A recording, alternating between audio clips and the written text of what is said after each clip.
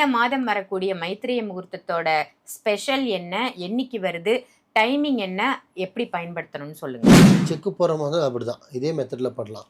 இல்லை பை நான் எழுதி காசாக கொடுக்க போகிறேன்னா காசை மாற்றிட்டு அந்த நான் சொன்ன மாதிரி எழுதிட்டு ஒரு கவரில் அந்த காசை அது மேலே வச்சுட்டு சுற்றி வச்சுட்டு ஒரு மாதம் மட்டும் 2 சொன்னேன், மீதி 11 ப்ளஸ் 10 ஒரு 2 12 சொல்லிட்டேன். இப்போ இது 13வது வருது சொல்கிறேன். இப்போ நான் ஆமாம், ஒரு மாதம் மட்டும் 2 மைத்திரி வந்தது.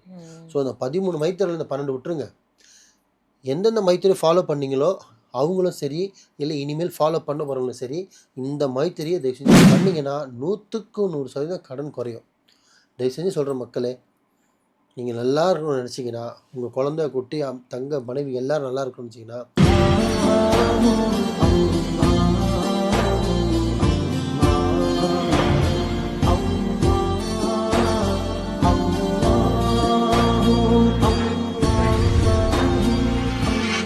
மருஜன்மணியர்கள் அனைவருக்கும் அன்பான வணக்கங்கள். புழல் காவாங்கரை ட்ரிபிள் டவர்ஸ்ல இருக்கக்கூடிய மாலிக் பாய் அவர்களை தான் சந்திக்க வந்திருக்கோம். வணக்கம் பாய். வணக்கம்மா பாய். இந்த கடன் பிரச்சனை அப்படிங்கிறது எல்லார் மனிதருடைய வாழ்க்கையிலையும் பெரும் பிரச்சனையா இருக்குன்னு தான் சொல்லணும்.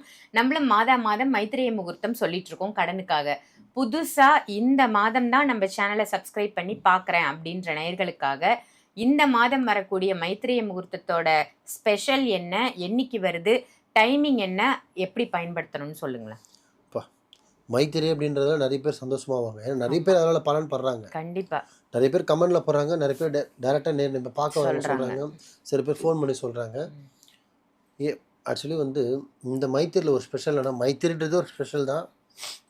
இந்த மைத்திரி ஸ்பெஷல் என்னன்னா இயர் எண்டில் வருது. கடைசி வருஷம் கடைசி முடிவு, உங்களோட கடத்துக்கும் ஒரு முடிவு. அந்த எண்ணிக்கையோடு பண்ணுங்க, ரொம்ப பெருசாலாம் வேணாம். இந்த வருஷத்தோட இந்த 2025ஓட என் கடன் ஒளிநண்டா அல்லாவே ஒளிண்டா கடவுளே அப்படின்னு மனசில் நினச்சிக்கிட்டு அதை எழுதினாலே போதும். இதுதான் சிறப்பு. ஸோ எப்போ வருதுன்னு பார்த்தீங்கன்னா டிசம்பர் 29 மாதம் கடைசி, வருஷம் கடைசின்னு சொல்லலாம்னு வச்சிங்களேன். டிசம்பர் 29 திங்கட்கிழமை மத்தியான வேலை 1:10க்கு ஆரம்பிக்குது, 2:55க்கு முடியுது மைத்திரி முகூர்த்தம். ஸோ நடுவில் நம்மளுக்கு எவ்வளோ நேரம் இருக்குது? ஸோ 2 மணி நேரம் 1.25 மணி நேரம் இருக்குது. இது செய்யக்கூடிய வேலை என்னென்னு பார்த்தீங்கன்னா, பழைய ஃபாலோவர்ஸ்க்கு தெரியும், புதுசாக பார்க்குறவங்களுக்கு சொல்கிறேன், ரொம்ப பெரிய வேலைலாம் ஒன்றும் கிடையாது.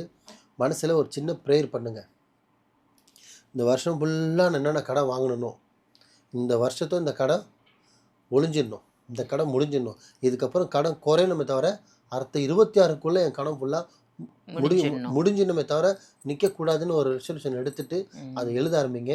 கண்டிப்பாக கடவுள் உங்கள் முன்னாடி நிற்பார். ஸோ செய்யக்கூடிய வேலை என்னென்னு பார்த்தீங்கன்னா, நார்மலாக ஒயிட் பேப்பர் எடுத்துங்க, க்ரீன் பேனாவோ இல்லை ப்ளூ பேனாவோ, ஆனால் கருப்பு பேனா இருக்கக்கூடாது. அழகாக மைத்திரி முகூர்த்தம், எவ்வளோ தொகை எழுதவும் செய்யணும். அப்போ எக்ஸாம்பிள் 5,000 ரூபானா 5 போட்டு 3 0 போடணும். 1,00,000 ரூபானா 5. ஸோ என்ன பண்ணணுமோ அதை போடணும். அது பணமாக எழுத்தாகவும் எழுதணும். 1,00,000 ரூபாய், 50,000 ரூபாய், 10,000 ரூபாய்னு எழுதணும். யார் கொடுக்க போகிறீங்க, யார் கொடுக்க போகிறது, யார் வாங்க போகிறது, அவங்க பேர் எழுதிருங்க. எழுதிட்டு திங்கக்கிழமைன்றதுல கம்பல்சரி பேங்க் இருக்கும், எல்லாமே இருக்கும். ஆன்லைன் டிரான்சாக்ஷன் பண்ணுற மாதிரி தான் அந்த அனுப்பும்போது அவர் பேரை போட்டு இந்த டைமுக்குள்ளே அந்த 1:10லேருந்து 2:55க்குள்ளே 1.25 மணி நேரம் டைம் இருக்குது. அந்த டைமில் அந்த காசு அனுப்பிச்சிட்டு நான் அனுப்பிச்சிட்டேன்னு சொல்லுங்கள், அவர் வாங்கிட்டேன்னு சொல்லட்டும். ஆனால் அனுப்பும்போது ஒரு 2 செகண்ட் ப்ரேயர் பண்ணிவிட்டு அனுப்புங்க. இந்த வருஷத்தை அந்த கடை முடிஞ்சிடணும், இந்த மைத்திரியோடு முடிஞ்சணுன்னு எழுதி வச்சுட்டு பேப்பர் ஓர வச்சுட்டு காசு அனுப்பிச்சிடுங்க. இது ஆன்லைன் டிரான்சாக்ஷன். செக்கு போகிற மாதிரி அப்படி தான் இதே மெத்தடில் பண்ணலாம். இல்லை பை நான் எழுதி காசாக கொடுக்க போகிறேன்னா காசை மாற்றிட்டு அந்த நான் சொன்ன மாதிரி எழுதிட்டு ஒரு கவரில் அந்த காசை அது மேலே வச்சுட்டு சுற்றி வச்சுட்டு, அப்போ டைம் இருந்தால் அந்த 1:10லேருந்து 2:55க்குள்ளே நீங்கள் கொடுத்துடலாம். இல்லை பை நாளைக்கு ஞாயிற்றுக்கிழமை தான் நான் கொடுக்க போகிறேன்னா மடித்து வச்சு சுத்தமான பூஜை ரூம்லேயே கபோர்ட்லேயே சாமி படத்தில் வச்சுட்டு மறுநாள் காலையிலேருந்து போய் கூட கொடுத்துடலாம். புரியுதுங்களா? ஸோ இதுதான் விஷயம். ஸோ நேரில் கொடுக்குற மாதிரி இருந்தாலும் அன்றைக்கே கொடுக்கலாம், ஆன்லைன் ட்ரான்சாக்ஷன் பண்ணலாம், பேங்க் ட்ரான்சாக்ஷன் பண்ணலாம். இல்லை போய் நான் நாளைக்கு தான் கொடுக்க போகிறேன், திங்கக்கிழமை வருது, செவ்வாய் நான் புதன்கிழமை தான் கட்ட போகிறேன், ஒரு நாள் டைம் இருக்குன்னா கூட நீங்கள் எடுத்து வச்சு கூட இந்த அமௌண்ட்டை கட்டலாம். ஆனால் இந்த டைமே சூப்பரான டைமாக வந்துருக்கு. ஆமாம், 1:10. ஆமாம், பேங்க்கும் இருக்கும், எல்லாமே இருக்கும். 1:10லேருந்து 2:55 பேங்க்கும் இருக்கும். திங்கக்கிழமை வேறு, வருஷம் முடிவு வேறு. ஸோ உங்கள் கடமும் முடிஞ்சிடும். முழு நம்பிக்கையோட இந்த வருஷம் ஃபுல்லாகவே நான் மைத்திரியை சொல்லியிருப்பேன். ஸோ ஒரு மாதம் மட்டும் 2 சொன்னேன், மீதி 11 ப்ளஸ் 10 ஒரு 2 12 சொல்லிட்டேன். இப்போ இது 13வது வருது சொல்கிறேன். இப்போ நான் ஆமாம், ஒரு மாதம் மட்டும் 2 மைத்திரி வந்தது. ஸோ அந்த 13 மைத்திரியில் இந்த 12 விட்டுருங்க. எந்தெந்த மைத்திரியை ஃபாலோ பண்ணீங்களோ அவங்களும் சரி, இல்லை இனிமேல் ஃபாலோ பண்ண போகிறவங்களும் சரி, இந்த மைத்திரியை தயவு செஞ்சு கடைப்பிடிங்க. திருப்பியும் சொல்கிறேன், ஒயிட் பேப்பர் எடுக்கணும், க்ரீன் இல்லை ப்ளூவில் எழுதணும், மைத்திரை முகூர்த்தம்னு எழுதணும், யார் பேர் எழுதணும், தொகை எழுதணும், யார் கொடுக்க போகிறது, யார் வாங்க போகிறது எழுதணும். அழகாக பேப்பரை அந்த காசை மேலே வச்சு மடித்து வச்சு அன்றைக்கே கொடுக்கும்போது அன்றைக்கே போய் செலுத்திடணும். மறுநாள் கொடுக்குற மாதிரி எடுத்து வச்சுட்டு மறுநாள் செலுத்தலாம், இல்லை பேப்பரில் எழுதிட்டு ஆன்லைன் ட்ரான்சாக்ஷனும் பண்ணிடலாம்.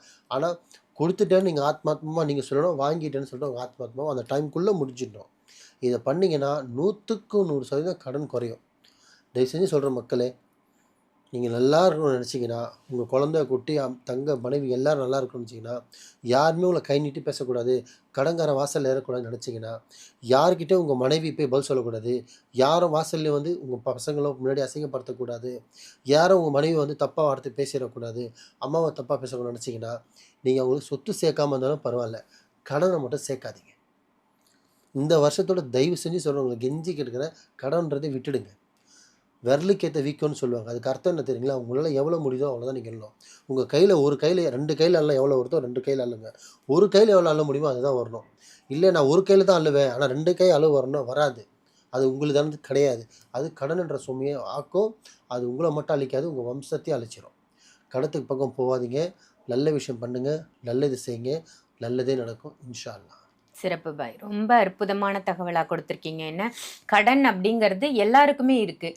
நம்மளும் மாதம் சொல்கிறோம் இந்த மைத்திரி முகூர்த்தத்தை, நிறைய பேர் பலனடைஞ்சிருக்காங்க. இந்த வருஷத்தோட கடைசி முகூர்த்தம் என்னைக்கு வருதுன்னு சொல்லியிருக்கீங்க. சிறப்பான தகவல். நன்றி பாய். நன்றிமா.